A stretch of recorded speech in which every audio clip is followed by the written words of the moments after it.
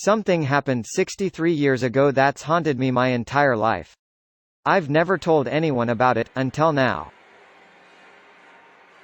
It's official, I'm an old man.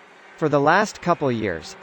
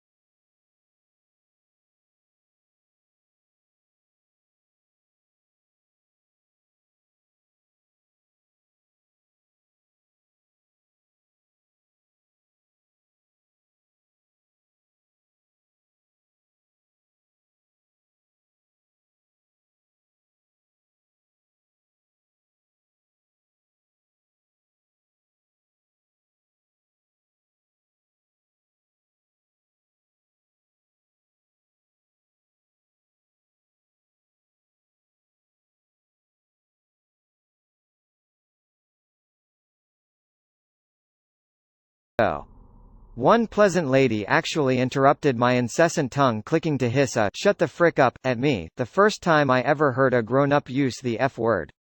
Big frickin' deal, I know, but in those days it was unheard of. The dreary days turned to woeful weeks. I had actually begun praying for school to start again, until I discovered the basement. I could have sworn I'd roamed every inch of that library, but one day, in the far corner behind the foreign language collection I stumbled across a small wooden door I had never seen before. That was where it all began. The door was windowless and made from oak that looked far older than the wall in which it rested. It had a knob of black metal that quite literally looked ancient. I wouldn't have been surprised to learn it was crafted in the 17th century. Engraved on the knob was what appeared to be a single footprint. I had the sense that whatever lay beyond this door was forbidden to me, and therefore probably the most interesting thing I would encounter all summer.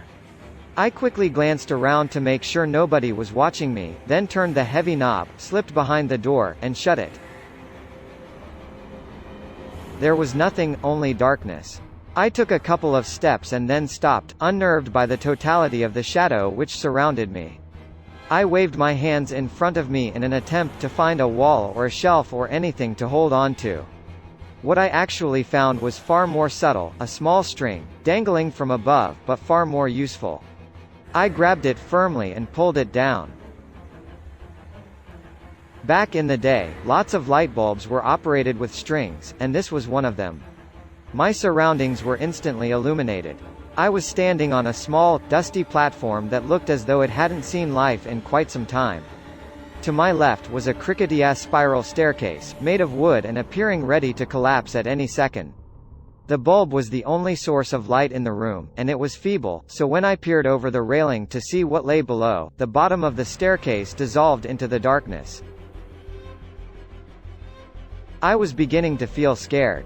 This place, wherever I was, seemed to have no business in a town library. It was as though I were in a completely different building. But no 9-year-old likes to let a mystery go unsolved. Looking back, I wish I could tell my prepubescent self to turn around, go back, do anything else besides descending that staircase. You'll be spared a lot of sleepless nights, I'd say. But, of course, I didn't know that then, and I may not have listened even if I had. So instead of turning back, I took a deep breath, gripped the railing, and glared resolutely forward as I began my descent. The wood on the railing was dry and covered with splinters. I immediately let go, holding my hands out for balance as I carefully traversed the staircase. It was, or at least seemed, very long, and with only the dim glow from the string bulb far above me, my heart pounded mercilessly in the darkness. Even kids can sense when something isn't right, I think, they just don't always give a shit. By the time my feet reached the cement floor at the bottom, the light from the bulb above was very nearly a memory. But there was a new light source, and God, I'll never forget it. Directly in front of me was a door, massive, and a deep shade of red. The light was coming from behind the door, and it shone out in thin lines from all four sides, a sinister, dimly glowing rectangle. For the second time, I took a deep breath and went through a door I shouldn't have. In contrast to the dank room I entered from, the room behind the door was blinding. When my eyes adjusted, what I saw nearly took my breath away. It was a library. The most perfect library imaginable. I gaped in wonder as I stepped, almost reverently, further into the room. It was beautiful. It was smaller than the library above, much smaller, but it seemed to be almost tailor-made for me. The shelves were packed with brightly colored titles, both armchairs in the middle of the room were exquisitely comfortable, and the smell, my God, the smell, was simply unbelievable. Sort of a mixture of citrus and pine. I simply can't do it justice with words, so I'll suffice it to say that I've never smelled anything better. Not in my 75 years. What was this room? Why had I never heard of it before? Why was nobody else here? Those were the questions I should have been asking. But I was intoxicated. As I gazed around at all the books and basked in the smell of paradise, I could only form one thought: I will never be bored again. In truth, boredom only hid from me for 3 years. It was on my 12th birthday, 63 years ago to this day, that everything changed.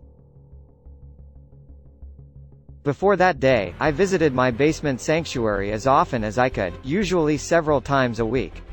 I never saw another soul down there, yet strangely remained free of suspicion. I never removed a book from that room, but instead would pick up a particular volume wherever I had stopped reading during my previous visit. I sat always in the same deep purple armchair, and always leaving its twin barren and directly across from myself. That armchair was mine, the other was, well, I suppose I couldn't have articulated it then much better than I can now. But it wasn't mine, that's for damn sure. On my 12th birthday, I arrived later than usual. My mom had invited a couple classmates and some cousins over to our house to celebrate, a gesture which I found more tedious than touching, really. I just wanted to spend my birthday sitting and reading and smelling paradise. Eventually, our guests went home, and I made it to the library about 15 minutes before closing time. That didn't matter, the workers never checked down there before they locked up. I was free to stay as late as I wished. This particular night, I was devouring the final chapters of an epic adventure, knights, swords, dragons, and the like. I didn't smell it until I read the final words and closed the book. The once exquisite aroma of that room had turned sour. I sat for a moment, unsettled. Objectively, I could recognize that the smell was actually the same as it had been before, that mixture of citrus and pine. I just perceived it differently, and I didn't like it anymore. It was the nasal version of an optical illusion, you know, the one that looks like a young woman glancing backward, but all of a sudden you see that it's really an old woman facing toward you. You can't unsee that, and I couldn't unsmell this. The spell was broken. The odor also seemed, for the first time, to be coming from somewhere specific. With a fair amount of trepidation, I stalked around the room, sniffing the air like a crazed canine until I came to a shelf near the back. The shelf was perfectly normal, with the exception of one title, a large, leather-bound cover of solid faded maroon, with one striking black footprint at the top of the spine. This was the source of the smell. I opened the front cover, and saw one sentence scrawled neatly in blood-red ink atop the first page. "Rest your sorrows down, friend, and leave them where they lie." I stared at this sentence, mesmerized, as I began to retreat to my chair. I turned a page. Blank. The smell became stronger. Another page, blank, and the smell grew stronger still. I stopped for a moment, suppressed a gag, and continued walking.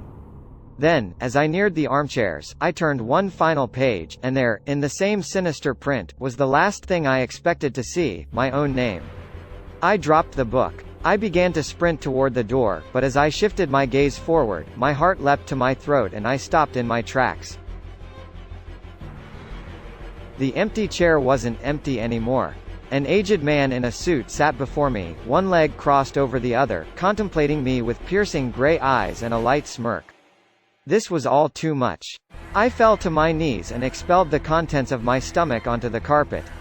I wiped my mouth, staring at my vomit, when I heard the man let out a chuckle. I stared at him disbelievingly. "Who are you?" I asked, panic in my voice. The man leapt to his feet, grabbed me gently by the shoulders, and helped me to my chair. He sat, once again, in his own. "I fear we got off to a bad start," he said, glancing at the pile of sick on the carpet. "The smell, it does take some getting used to." "Who are you?" I repeated. "Tonight, you will know hardship like you've never before known," he said. "I come as a friend, offering you refuge from it, and from all other storms which lie ahead." I wanted nothing more than to leave at that moment, but I remained seated. I asked him what he was talking about. "Your mother is dead, my boy. By her own hand, in her kitchen. The scene is gruesome, I must admit," he said in sorrowful tones, but was there a playful glint in his eye? "Surely you wish to avoid this path. I can show you a safer one." My blood ran cold at the horrors this man spoke of, but I did not believe him. "What do you want with me?" I demanded, trying to sound braver than I felt. He laughed, an old, raspy yelp that seemed to shake him to his bones. "Nothing but your friendship, dear boy," he said. Then, sensing I found his answer inadequate, he expounded. "I want you to come on a journey with me. My work is noble and you will make a fine apprentice. And maybe, when I'm done," he sighed tiredly, running his bony fingers through his thin white hair, "maybe then, my work can be yours." I stood up, shuffling toward the door but never breaking his gaze. "You're crazy," I told him. "My mom isn't dead. She's not. See for yourself, if you must," he said, gesturing toward the door. I threw him a contemptuous glare and bolted for the exit. As my hand closed around the knob, he said my name softly. In spite of myself, I turned around. "Our road won't be easy, friend. If it ever becomes too much for you, and I mean ever," he said, pausing to sweep his hand over the room, "you know where to find me." I slammed the door behind me and took the decrepit stairs two at a time. I exited the library, clambered onto my bike, and hightailed it home. The front door was wide open. I dismounted, leaving my bike in a heap on the ground, and approached the house cautiously. The old man was lying, he must have been. Still, tears began to sting my eyes. Heart pounding, I stepped inside and called for my mother. I heard no answer, so I turned into the kitchen. To this day, I don't know why she did it. I've lived in that small town in Maine my entire life, although I've kept mostly clear of the public library. Once, in my late 20s, I summoned the courage to step inside. Life was good at that time, and my fear had begun to morph into idle curiosity. Where the door to my basement sanctuary once stood was only a blank wall. I asked the librarian what had become of that basement, though in my heart I knew the answer. There was no basement, she said. There had never been a basement. In fact, if she had her facts correctly, city zoning ordinances prohibited a basement in the area. I've been haunted by that sickly sweet smell, that poisonous blend of citrus and pine, ever since that long-ago birthday. When I saw my mother in the kitchen that day, collapsed in a pool of her own blood, I smelled it. When a man claiming to be my father knocked on my college apartment door, begged me for money and beat me to within an inch of my life when I refused, I smelled it. When my wife miscarried our second child, I smelled it, and again when she miscarried our fourth. When our oldest son got behind the wheel of the family Buick completely shit-faced and got his girlfriend killed, I smelled it. I began to smell it periodically as my wife became sick. She died late last year, and now, I'm alone for the first time in more than half a century. Now, I smell it every day, and it feels like an invitation. A few months ago, I went back to the library and the small oak door with the ancient handle was there, right where it used to be. My evening walk has brought me past that library every day since, but I haven't gone inside. Maybe tonight I will. I'm frightened to die, yes, but lately I'm even more frightened to keep living. The old man was right, my road hasn't been easy, and I doubt it will get any easier. Rest your sorrows down, friend, and leave them where they lie. He promised relief. A refuge, he said. Was he right about that too? There's only one way to find out. After all, I still know where to find him.